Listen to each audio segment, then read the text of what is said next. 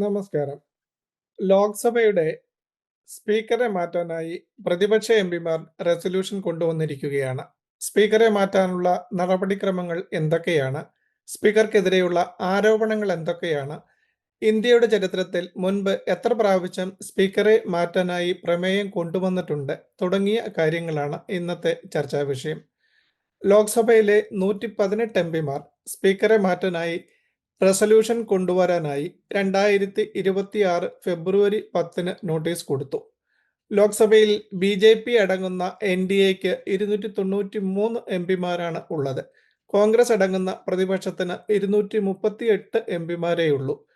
Resolution പാസ്സാകാൻ 272 എംപിമാരുടെ vote വേണം. പ്രതിപക്ഷത്തിന് അതില്ലാത്തത് കൊണ്ട് സ്പീക്കറെ മാറ്റാൻ പറ്റത്തില്ല എന്ന് ഉറപ്പാണ്. അതുകൊണ്ട് തന്നെയായിരിക്കാം പ്രതിപക്ഷ നേതാവായ ശ്രീ രാഹുൽ ഗാന്ധി സ്പീക്കറെ മാറ്റുന്ന പ്രമേയത്തിൽ ഒപ്പിടാഞ്ഞത്. പ്രമേയം തോൽക്കുന്ന അവസരത്തിൽ BJPക്കാർ പ്രതിപക്ഷ നേതാവിന്റെ രാജി ആവശ്യപ്പെടും എന്നുള്ളത് ഉറപ്പാണ്.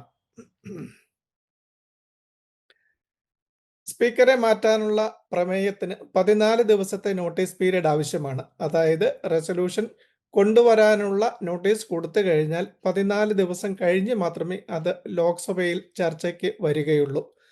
ഭാരതത്തിന്റെ ഭരണഘടനയുടെ article 94C, 96 ഇവയോടൊപ്പം rule 200, 204, 200A, 201, 202, 202A, പിന്നെ 203 അതായത് rules of procedure and conduct of business in ലോക്സഭയുടെ ഈ റൂൾസും അനുസരിച്ചാണ് സ്പീക്കറെ നീക്കം ചെയ്യാനുള്ള നടപടികൾ നടക്കുന്നത്. സ്പീക്കറെ നീക്കം ചെയ്യുന്നതിന് വേണ്ടിയുള്ള നോട്ടീസ് ഒരു MP സൈൻ ചെയ്താലും മതി. കൂടുതൽ MPമാർക്ക് വേണമെങ്കിൽ സൈൻ ചെയ്യാം. ആ നോട്ടീസ് ലോക്സഭ സെക്രട്ടറി ജനറലാണ് കൊടുക്കേണ്ടത്. നോട്ടീസിനോടൊപ്പം പ്രമേയത്തിന്റെ പൂർണ്ണ രൂപവും ഉണ്ടാകണം. 14 ദിവസം കഴിഞ്ഞിട്ട് സ്പീക്കർ തീരുമാനിക്കുന്ന ഒരു ദിവസം റിമൂവൽ റെസല്യൂഷൻ ലിസ്റ്റ് ഓഫ് ബിസിനസ്സിൽ ഉൾപ്പെടുത്തും. അപ്പോൾ അവതരിപ്പിക്കുന്നതിന് വേണ്ടി സഭയുടെ അനുമതി തേടിക്കൊണ്ടുള്ള മോഷൻ നോട്ടീസ് നൽകിയ MPക്ക് ഹൗസിൽ ഇൻട്രൊഡ്യൂസ് ചെയ്യാം. റെസല്യൂഷന് സാധുത ഉണ്ടാകണമെന്നുണ്ടെങ്കിൽ 3 കാര്യങ്ങളാണ് റൂൾ 200A പറയുന്നത്. ഒന്നാമത്തേത് സ്പെസിഫിക് ചാർജസ് ഉണ്ടായിരിക്കണം, അതായത് കൃത്യമായ ആരോപണങ്ങൾ ഉണ്ടായിരിക്കണം. രണ്ടാമത്തേത് it should be clearly and precisely expressed, അതായത് വേഗ്നെസ് ഉണ്ടാകാൻ പാടില്ല. മൂന്നാമത് പറയുന്നത് അതിൽ ആർഗ്യുമെന്റ്സോ അല്ലെങ്കിൽ ഡിഫമേറ്ററി ആയിട്ടുള്ള എക്സ്പ്രഷൻസ് ഒന്നും ഉണ്ടാകാനും പാടില്ല. ഇക്കാര്യങ്ങൾ പാലിച്ചില്ല എന്നുണ്ടെങ്കിൽ നോട്ടീസ് തള്ളപ്പെടും. അത് സഭയുടെ പരിഗണനയ്ക്ക് വരികയേയില്ല. ഇപ്പോൾ പ്രതിപക്ഷം കൊടുത്ത നോട്ടീസിൽ 4 ചാർജസ് ആണ് പ്രധാനമായും പറഞ്ഞിട്ടുള്ളത്. അതായത് ഒന്നാമത്തെ ചാർജ് എന്ന് പറയുന്നത് ഫെബ്രുവരി 2, 2024 രാഹുൽ ഗാന്ധിയെ രാഷ്ട്രപതിയുടെ നന്ദി പ്രമേയത്തിൽ സംസാരിക്കാൻ അനുവദിച്ചില്ല. അതുപോലെ പ്രതിപക്ഷ നേതാവിനെ ഒരിക്കൽ പോലും സംസാരിക്കാൻ അനുവദിക്കുന്നും ഇല്ല. പിന്നീട് രണ്ടാമത്തെ ചാർജ് പറയുന്നത് ഫെബ്രുവരി 3, 2026 8 MPമാരെ മുഴുവൻ ബഡ്ജറ്റ് കാലത്തേക്ക് സഭയിൽ നിന്ന് പുറത്താക്കി. മൂന്നാമത്തെ കാരണം പറയുന്നത് ഫെബ്രുവരി 4, 2026 ഒരു BJP MPയെ 2 മുൻകാല പ്രധാനമന്ത്രിമാരെ അപകീർത്തിപരമായ പരാമർശങ്ങൾ നടത്താൻ അനുവദിച്ചു. ആ MPക്കെതിരെ ഇതുവരെയും നടപടി എടുത്തിട്ടില്ല. വീണ്ടും നാലാമത്തെ ഒരു ചാർജ് കൂടി പ്രതിപക്ഷ നോട്ടീസിലുണ്ട്. അതായത് അത് പറയുന്നത് ഫെബ്രുവരി 5 നന്ദി പ്രമേയം പാസാക്കിയതിനു ശേഷം സ്പീക്കർ നടത്തിയ പരാമർശങ്ങൾ അത് സ്പീക്കർ എന്ന ഭരണഘടനാ പദവിയുടെ ദുരുപയോഗമായി പ്രതിപക്ഷ MPമാർ കരുതുന്നു. അതായത് സ്പീക്കറുടെ പരാമർശം എന്ന് പറയുന്നത് സഭയ്ക്കകത്ത് പ്രധാനമന്ത്രിയെ ആക്രമിക്കാൻ ചില കോൺഗ്രസ് MPമാർ പദ്ധതിയിട്ടതായി അദ്ദേഹം പറഞ്ഞിരുന്നു. അതിനാൽ പ്രധാനമന്ത്രിയോട് സഭയിൽ വരേണ്ട എന്നും അദ്ദേഹം പറഞ്ഞതായിട്ട് അവിടെ പരാമർശിച്ചിട്ടുണ്ട്. അപ്പോൾ ഇത്രയുമാണ് പ്രതിപക്ഷ MPമാർ ഇതിലെ നോട്ടീസിലെ കാരണങ്ങളായിട്ട് കൊടുത്തിരിക്കുന്നത്. ഈ നോട്ടീസിൽ അവ്യക്തതയുണ്ടെന്നും അത് റെക്ടിഫൈ ചെയ്തിട്ട് അഡ്മിറ്റ് ചെയ്യാനുമാണ് സ്പീക്കർ ഇപ്പോൾ നിർദ്ദേശിച്ചിരിക്കുന്നത്. ഇത് അഡ്മിറ്റ് ചെയ്താൽ 14 ദിവസം കഴിയുമ്പോൾ റെസൊല്യൂഷൻ അവതരിപ്പിക്കുന്നതിന് വേണ്ടി സഭയുടെ അനുവാദം തേടിക്കൊണ്ടുള്ള മോഷൻ അവതരിപ്പിക്കാം. മോഷനെ പിന്താങ്ങിക്കൊണ്ട് ഏറ്റവും കുറഞ്ഞത് 50 എംപിമാരെങ്കിലും എഴുന്നേറ്റ് നിൽക്കണം. അങ്ങനെയെങ്കിൽ സ്പീക്കറെ നീക്കം ചെയ്യാനുള്ള റെസൊല്യൂഷൻ സഭയിൽ അവതരിപ്പിക്കാനായിട്ട് അനുവദിക്കും. തുടർന്ന് അടുത്ത 10 ദിവസത്തിനുള്ളിൽ ആ റെസൊല്യൂഷൻ ചർച്ചയ്ക്ക് എടുക്കണമെന്നാണ് നിയമം പറയുന്നത്. എന്നാൽ 1954-ലും 1987-ലും അന്നത്തെ സ്പീക്കർമാരെ നീക്കം ചെയ്യാനുള്ള റെസൊല്യൂഷൻ സഭ അവതരണാനുമതി കൊടുത്ത അതേ ദിവസം തന്നെ ചർച്ചയ്ക്കെടുക്കുകയാണ് ഉണ്ടായത്. അതായത് ഇപ്പോഴത്തത് ബഡ്ജറ്റ് സമ്മേളനമാണ് നടക്കുന്നത്. ഇത് ജനുവരി 28-നാണ് തുടങ്ങിയത്. അന്ന് മുതൽ, അതായത് ആദ്യ ഭാഗം, first part of the budget session എന്ന് പറയുന്നത് ഫെബ്രുവരി 13 വരെയാണ്. അത് കഴിഞ്ഞ് വീണ്ടും മാർച്ച് 8 വരെ പാർലമെന്റ് കമ്മിറ്റികൾക്ക് ഡിമാൻഡ്സ് ഫോർ ഗ്രാന്റ്സ്, അതായത് മിനിസ്ട്രികളുടെ ബഡ്ജറ്റ് കൺസിഡർ ചെയ്യാനുള്ള റിസസ് പീരീഡ് ആണ്.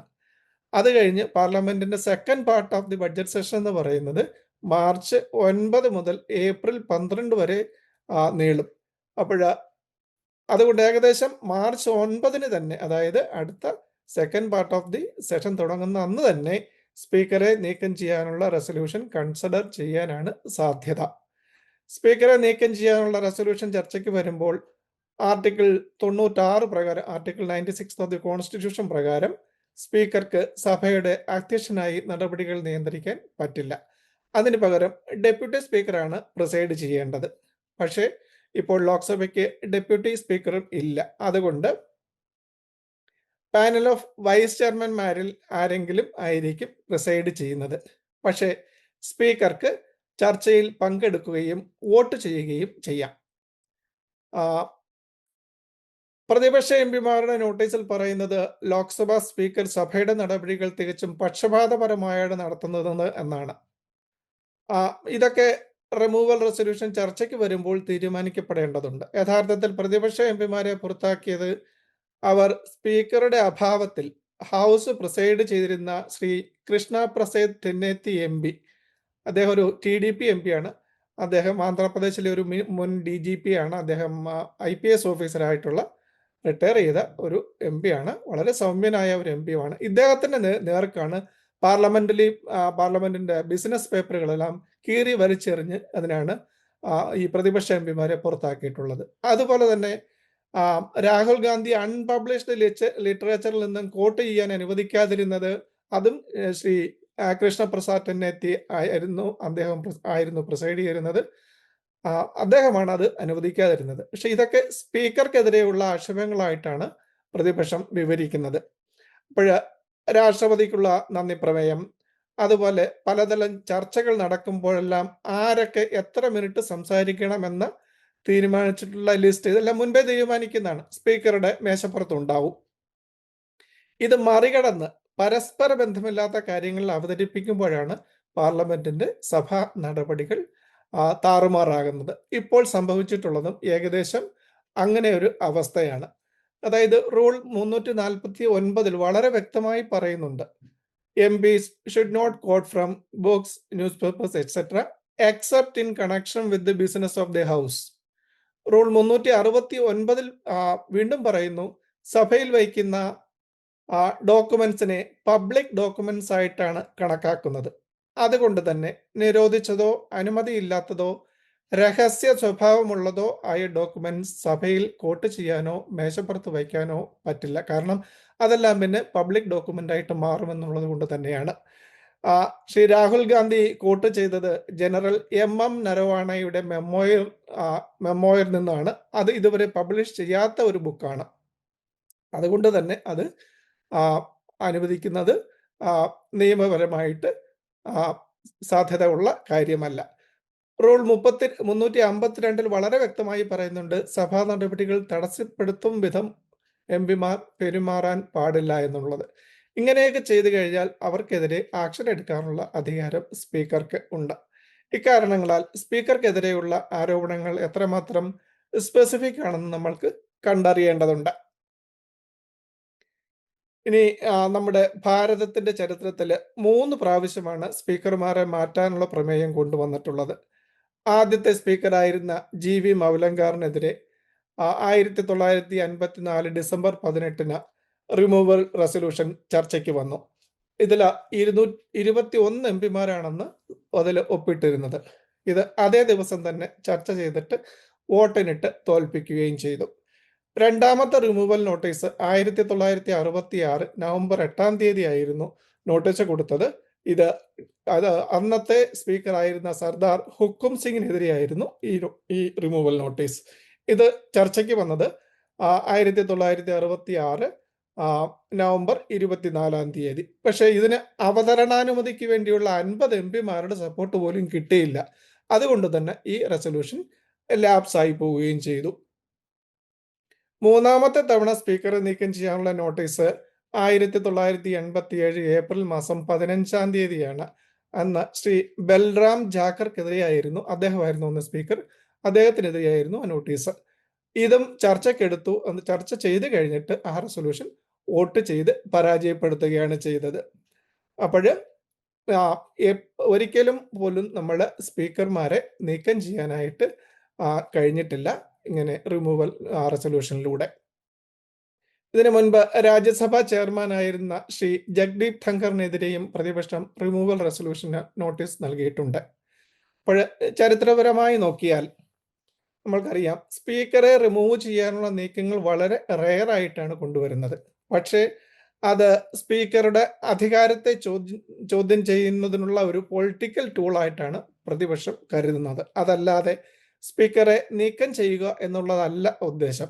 സ്പീക്കർക്ക് എപ്പോഴും ഭരിക്കുന്ന പാർട്ടിയുടെ സപ്പോർട്ട് ഉണ്ടാവും. അതുകൊണ്ട് തന്നെ സ്പീക്കറെ മാറ്റുക എന്നുള്ളത് എളുപ്പമല്ല. പക്ഷേ ഇത് പ്രതിപക്ഷത്തിന് അവരുടെ ഭാഗം വിശദീകരിക്കുന്നതിനുള്ള ഒരു അവസരമാണ്. അത്ര മാത്രമേ ഇതിൽ നമ്മൾക്ക് കാണേണ്ടതുള്ളൂ. നമസ്കാരം.